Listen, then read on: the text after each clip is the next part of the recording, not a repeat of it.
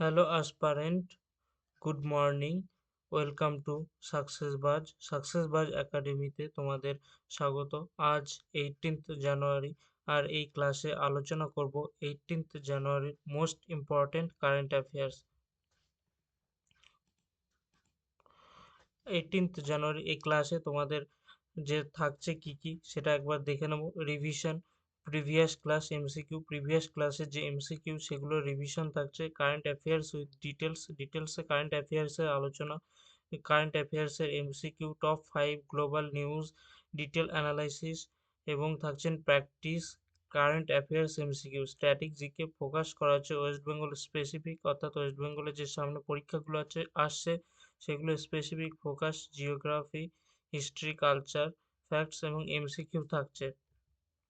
তো সাকসেসবাজ একাডেমিতে তোমরা ডেইলি ক্লাসে পাচ্ছ general স্টাডিজের class, current affairs, mathematics, English এবং রিজনিংয়ের ক্লাস।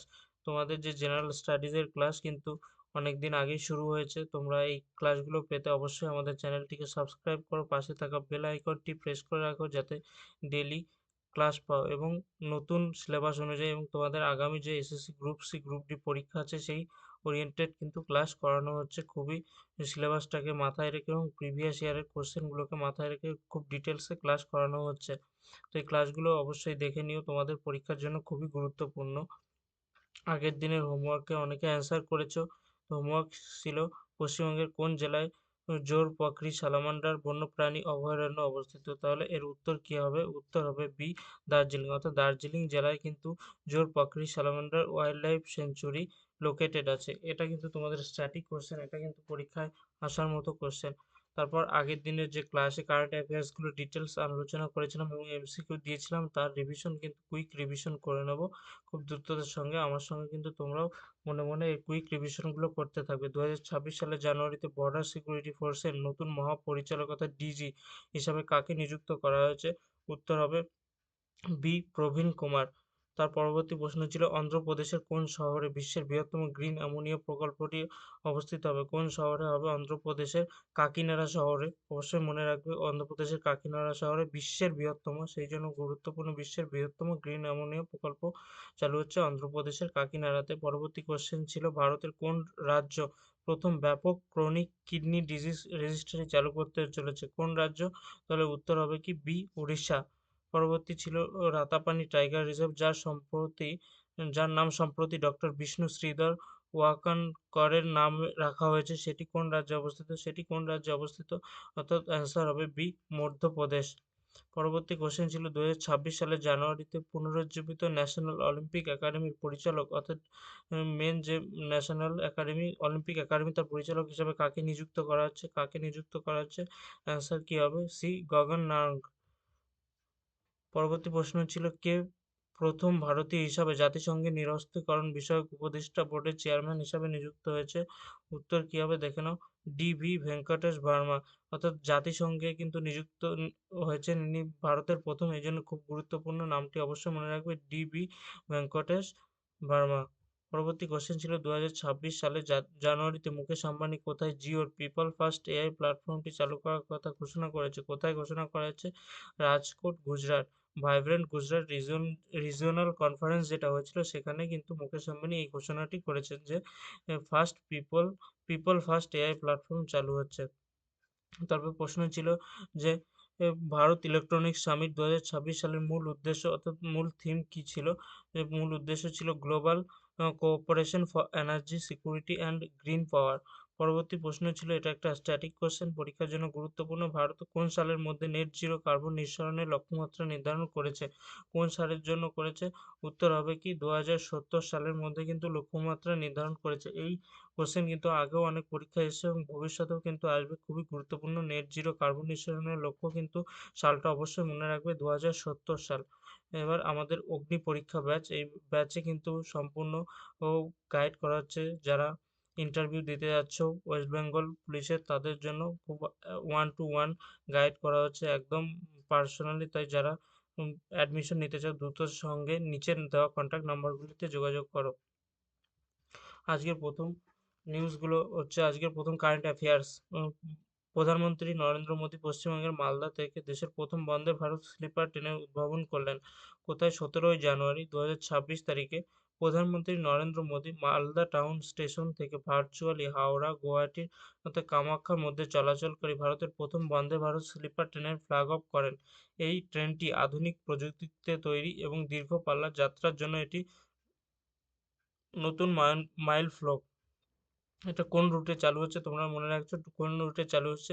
হাওড়া এবং অসমের গুয়াহাটি কামাখ্যা স্টেশনের মধ্যে যাতায়াত করবে। বৈশিষ্ট্য: আগে কিন্তু যে বন্দে ভারতগুলো ছিল সেই বন্দে ভারতগুলো কিন্তু স্লিপার ছিল না, শুধু চেয়ার সুবিধা ছিল। এটিতে কিন্তু সম্পূর্ণ স্লিপার এবং সম্পূর্ণ এসি থাকবে। প্রস্তুতকারক এই যে প্রস্তুত কে করেছে? Integral coach factory ICF Chennai এবং বিইএমএল দ্বারা যৌথভাবে তৈরি হয়েছে। তাহলে ভারতের প্রথম বন্দে ভারত স্লিপার ট্রেনটি কোন দুটি স্টেশনের মধ্যে চলাচল করবে? কোন দুটি? প্রথম কিন্তু ভারতের প্রথম, সেই জন্য গুরুত্বপূর্ণ পরীক্ষায় কোন দুটি? উত্তর হবে কি বি হাওড়া ও গুয়াহাটি। গুয়াহাটির মধ্যে কিন্তু প্রথম বন্দে ভারত স্লিপার ট্রেন চালু হচ্ছে। পরবর্তী ছিল যে Karnataka bank India banks association IBA banking প্রযুক্তি পুরস্কার ২০২৬-এ একাধিক পুরস্কার জিতেছে। আইবিএ যে ব্যাংকে ইন্ডিয়ান ব্যাংকিং অ্যাসোসিয়েশন, যেটা ব্যাংকের মেন কার্যগুলো দেখে সমস্ত ব্যাংকের, সেইখান থেকে কিন্তু পুরস্কার পেয়েছে কর্ণাটক ব্যাংক। ২০২৬ সালের জানুয়ারি মাসে অনুষ্ঠিত ২০তম বার্ষিক ব্যাংকিং প্রযুক্তি পুরস্কারে কর্ণাটক ব্যাংক ডিজিটাল উদ্ভাবন এবং প্রযুক্তির সর্বোত্তম ব্যবহারের জন্য সম্মানিত হয়েছে। বিশেষ করে বেস্ট ফিনটেক অ্যান্ড ডিপিআই অ্যাডপ্টেশন, সেরা ফিনটেক এবং ডিজিটাল পাবলিকেশন ইনফ্রাস্ট্রাকচার গ্রহণ বিভাগে ব্যাংকটি বিজয়ী হয়েছে। অর্থাৎ কি, যে দেখো এখন আগে যেরকম ব্যাংকে যেতে হতো সমস্ত কিছুর জন্য, টাকা তোলা, টাকা জমা দেওয়া, এগুলো কিন্তু এখন ব্যাংকে না গেলেও চলে। অনেকটা এটিএম এর মধ্যেই চলে। তারপর এআই আসাতে তোমাদের হেল্পলাইন, যেটা চ্যাটবট তৈরি হয়ে যাচ্ছে, তোমাদের ডাইরেক্ট কোনো ফোন করতে হচ্ছে না। এই সমস্ত কিন্তু অ্যাডাপ্টেশনে কানাড়া ব্যাংক কিন্তু এই পুরস্কার জিতেছে, আইবিএ ব্যাংকিং এর পুরস্কার জিতেছে। তাহলে অবশ্যই মনে রাখছো কোন ব্যাংক? আইবিএ দ্বারা কোন ব্যাংক এই প্রযুক্তি এবং পুরস্কার জিতেছে? এটা হচ্ছে কর্ণাটক ব্যাংক। প্রধান পুরস্কার: Karnataka bank best fintech DPI adoption বিভাগে প্রথম অধিকার হয়েছেন। অন্যান্য সম্মান কি পেয়েছেন? বেস্ট টেক ট্যালেন্ট এই বিভাগে ব্যাংকটি রানার আপ হয়েছে। স্পেশাল মেন্টরস, এছাড়াও best technology bank, best digital financial inclusion এবং বেস্ট ডিজিটাল সেলস বিভাগেও ব্যাংকটি বিশেষ প্রশংসা লাভ করেছে। নেতৃত্ব অর্থাৎ কানাড়া ব্যাংকের এমডি এবং সিইও কে আছেন? ভাট রাঘবেন্দ্র এস ভাট কিন্তু এই কর্ণাটক ব্যাংকের CEO and MD. IBA banking প্রযুক্তি পুরস্কার ২০২৬-এ কর্ণাটক ব্যাংক কোন বিভাগে বিজয়ী হয়েছেন? অর্থাৎ কোন বিভাগে হয়েছেন? উত্তর হবে কি B best fintech and DPI adaptation. IBA Indian banks অ্যাসোসিয়েশনের সদর দপ্তর কোথায়? এটা কিন্তু গুরুত্বপূর্ণ স্ট্যাটিক কোশ্চেন।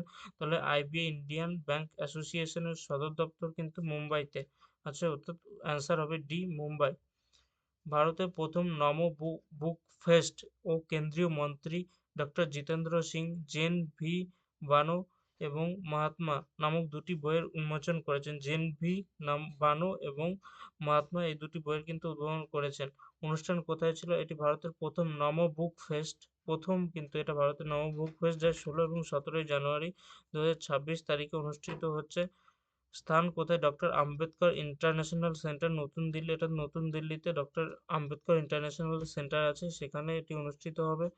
বইয়ের বিষয়বস্তু: জেন ভি বানো এই বইটি মূলত ভারতের জেনারেশন বিকশিত বা যুব সমাজের দেশের উন্নয়ন অংশ নিতে অনুপ্রাণিত করার উপর ভিত্তি করে তৈরি হয়েছে। এটা শুধু তোমরা রিডিং পড়ে রাখতে পারো। এবং মহাত্মা নামে এই বইটি কিন্তু নেতৃত্ব এবং মূল্যবোধের উপর আলোকপাত করেছে। তাই কোশ্চেন কি হতে পারে তোমাদের পরীক্ষায়? ভারতের প্রথম নমো বুক ফেস্ট কোথায় অনুষ্ঠিত হচ্ছে? কোথায় অনুষ্ঠিত হচ্ছে? উত্তর হবে কি নতুন দিল্লি। ১৬ই জানুয়ারি ২০২৬ তারিখে লোকপাল অফ ইন্ডিয়া তার প্রতিষ্ঠাতা দিবস পালন করলে। এটা গুরুত্বপূর্ণ, এটা এর আগে পরীক্ষায় এসেছে, তোমাদের আবারও আসতে পারে। ২০১৪ সালের ১৬ই জানুয়ারি ভারতের লোকপাল ও লোকায়ুক্ত আইন লোকপাল অ্যান্ড লোকপাল অ্যাক্টস ২০১৩ কার্যকর হয়েছিল। সেই দিনটিকে স্মরণ করে প্রতি বছর ১৬ই জানুয়ারি প্রতিষ্ঠাতা দিবস হিসাবে পালিত হয়। ২০২৬ সালে লোকপাল তার ১২তম প্রতিষ্ঠাতা দিবস পালন করেছে।